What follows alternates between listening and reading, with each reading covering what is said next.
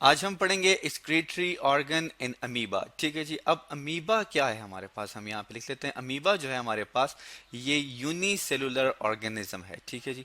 हम यहाँ लिख लेते हैं दैट इज यूनिसेलुलर ऑर्गेनिज्म। ठीक है जी। अब यूनिसेलुलर ऑर्गेनिज्म का क्या मतलब है? यूनिसेलुलर ऑर्गेनिज्म से हमारा मतलब ये है कि ये वो ऑर्गेनिजम्स होते हैं जो कि सिंगल सेल के बने होते हैं। इनके अंदर एक ही सेल जो है वो मौजूद होता है। ठीक है जी। अब हम क्या करते हैं, एक डायग्राम भी ले आते हैं ताकि हमें पता चल सके कि अमीबा का स्ट्रक्चर किस तरह होता है।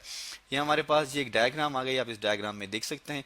ये हमारे पास अमीबा है। अमीबा जो है ये इरेगुलर इन शेप है, इसका कोई प्रॉपर शेप नहीं होता और ये जो है हमारे पास सिंगल सेल है। ठीक है जी। ये हमारे पास क्या है, सिंगल सेल होते हैं। अब ये है कि अगर हम बात करें, जो कि हमारा टॉपिक है एक्सक्रीटरी ऑर्गन के बारे में, तो ये कहा जाता है कि जो हमारे पास अमीबा है इसमें कोई भी स्पेशलाइज्ड एक्सक्रीटरी ऑर्गन नहीं है। ठीक है जी। हम यहाँ लिख लेते हैं that is no specialised.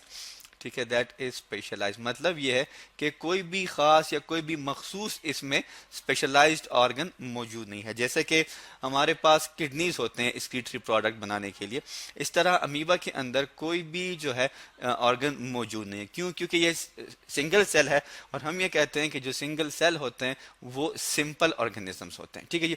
So they have no specialised excretory organ. ठीक है जी। अब इसके बाद अगर हम बात करें तो तो हमारे पास सवाल ये पैदा होता है कि एक्सक्रीटरी ऑर्गन तो चलें सही है, इसमें कोई नहीं है, लेकिन एक्सक्रीटरी प्रोडक्ट की अगर हम बात करें तो हमारे पास अमीबा जो है ये प्रोड्यूस करते हैं एक्सक्रीटरी प्रोडक्ट के तौर पे। हम यहाँ लिख लेते हैं दे प्रोड्यूस, ये प्रोड्यूस करते हैं नाइट्रोजनस वेस्ट प्रोड्यूस करते हैं। अब वो नाइट्रोजनस वेस्ट जो होते हैं जिनमें नाइट्रोजन जो है वो पाया जाता है, वो किस शक्ल में होती है जी? तो वो हमारे पास होते हैं अमोनिया की शक्ल में। ठीक है, हम यहाँ लिख लेते हैं दैट इज अमोनिया। तो ये अमोनिया की प्रोडक्शन करते हैं। तो इस अमोनिया को क्या किया जाता है, इस अमोनिया को डिफ्यूज किया जाता है। ठीक है जी। That is diffuse, DUFFI diffuse कर दिया जाता है, उसे निकाल दिया जाता है, खत्म कर दिया जाता है। किसके थ्रू? तो ये डिफ्यूज कर देता है अपने इस एक्सक्रीटरी प्रोडक्ट को जिसे हम कहते हैं जो कि अमोनिया है। सो अब ये डिफ्यूज करता है अपने जर्नल जो इसके बॉडी कवरिंग है, जिसे हम प्लाज्मा मेम्ब्रेन कह सकते हैं, दैट इज प्लाज्मा मेम्ब्रेन। ठीक है जी। तो प्लाज्मा मेम्ब्रेन के थ्रू ये क्या करता है, इसको रिमूव कर देता है। ठीक है जी। और प्लाज्मा मेम्ब्रेन से फिर इसका ये जो अमोनिया है या जो एक्सक्रीटरी प्रोडक्ट है वो चला जाता है किस चीज़ में, सराउंडिंग वाटर में। ठीक है, हम यहाँ लिख लेते हैं दैट इज सराउंडिंग वाटर, जो कि इसके इर्द गिर्द पानी जो मौजूद होता है, क्योंकि ये पानी में ही पाया जाता है। तो हम लिख लेते हैं दैट इज सराउंडिंग वाटर। ये आप देख सकते हैं, ये हमारे पास क्या है, ये जी हमारे पास है अमीबा। हम यहाँ लिख भी लेते हैं दैट इज अमीबा। हमारे पास अमीबा की एक डायग्राम है। अब सवाल ये पैदा होता है कि जब अमीबा जो है अगर ये हमारे पास मौजूद हो, किस में, हम एक डायग्राम भी लेते हैं। अब ये अमीबा जो है, ये हमारे पास एक डायग्राम है। अब ये किस कंडीशन में है जी? ये हमारे पास कंडीशन है कि जब अमीबा मौजूद हो फ्रेश वाटर में। ठीक है जी। हम यहाँ लिख लेते हैं दैट इज फ्रेश वाटर। अब फ्रेश वाटर में क्या है? फ्रेश वाटर में ये है कि हमारे पास जो है जो जिसे हम कहते हैं अमीबा, उसमें वाटर जो है वो कॉन्टिन्यूसली जो है वो इंटर होता है किस चीज में, इनटू द सेल। ठीक है, ये हमारे पास स्टेप 1 है जो कि आप यहाँ पे देख सकते हैं। इसमें क्या है, वाटर जो है वो इंटर हो रहा है इनटू द बॉडी। हम यहाँ लिख लेते हैं दैट इज वाटर, वो क्या हो रहा है, इंटर हो रहा है किस चीज में, बॉडी में। ठीक है जी। ये इसका हमारे पास फर्स्ट स्टेप है। तो अब जब वाटर जो है वो इंटर हो जाता है किस चीज में, बॉडी में, तो वो प्रॉब्लम क्रिएट करता है। ठीक है जी। क्या क्रिएट करता है? प्रॉब्लम।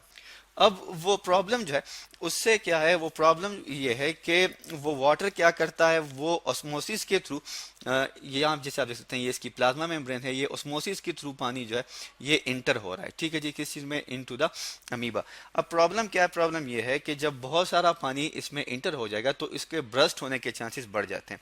तो अब क्या होगा जी? तो अब सेकेंड स्टेप में हमारे पास ये होता है, जिसको हम ये एरो कर देते हैं, कि इसके अंदर हमारे पास मौजूद होते हैं कंट्रैक्टाइल वैक्यूल। ठीक है जी। क्या मौजूद होते हैं? दैट इज कंट्रैक्टाइल वैक्यूल हमारे पास मौजूद होते हैं। हमने यहाँ पे लिख लिया दैट इज वैक्यूल। अब कंट्रैक्टाइल वैक्यूल क्या करते हैं?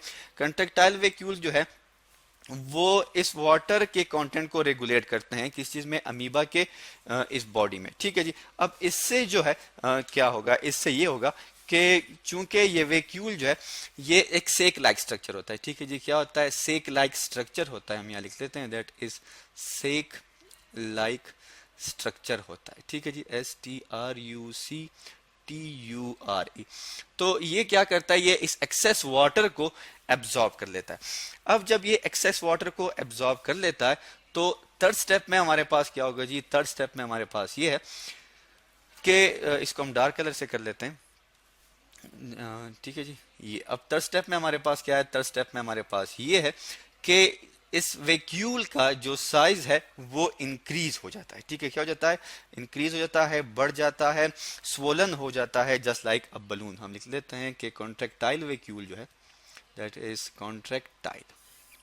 कॉन्ट्रैक्टाइल वैक्यूल जो है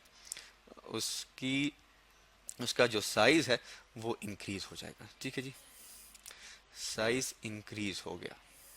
सॉरी, इसकी स्पेलिंग को ठीक कर लेते हैं, दैट इज इंक्रीज, INCREASE। ठीक है, इंक्रीज।